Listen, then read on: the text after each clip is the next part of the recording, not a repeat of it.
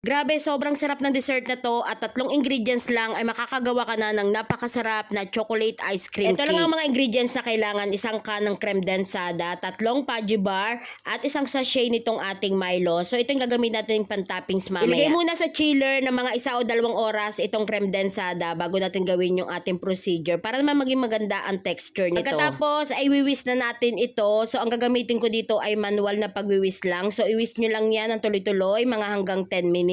Pero kung meron kayong electric mixer ay mas okay na rin naman yun. Pag alam nyo medyo kumapal na yung cream ay okay na yun. So iset aside muna natin. Ngayon naman ay babalatan na natin itong mga Pudgy bar. So bali 3 Pudgy bar nga lang yung gagamitin ko dito dahil 680 ml lang naman nalagayan yung paggagawa natin dito. Kaya saktong-sakto na rin itong Pudgy bar. Pero kung gusto nyo ng medyo mas malaki ay magdagdag na lang kayo ng Pudgy bar. Pwede mga 4 or hanggang 5 ang gamitin nyo. So ayan, hinati ko lang siya sa gitna. Pagkatapos ayan, i-arrange na natin to. So ayan, naglagay muna ako dyan ng Pudgy bar. Pagkatapos ay ibubuhos na natin yung ginawa nating cream.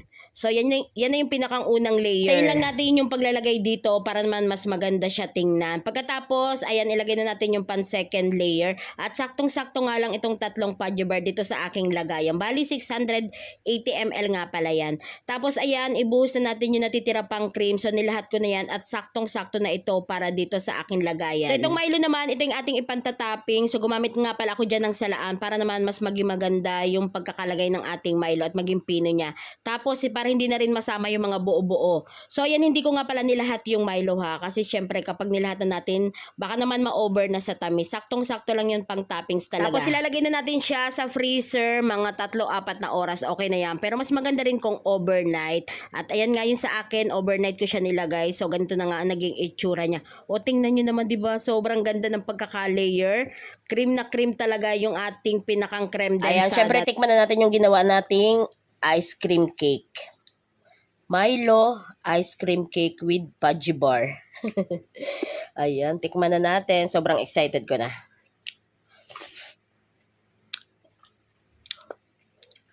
Ayan, sarap. Ang sarap. Ang sarap nitong pan-dessert. Ang sarap. Yum. Grabe, 'di ba? 3 ingredients lang makakagawa ka na ng ganito kasarap na dessert. O, 'di ba? Para maiba naman. Tsaka mas tipid. So good. Uy, lasang ice cream. Kaya naman try nyo na rin. Promise, sobrang sarap.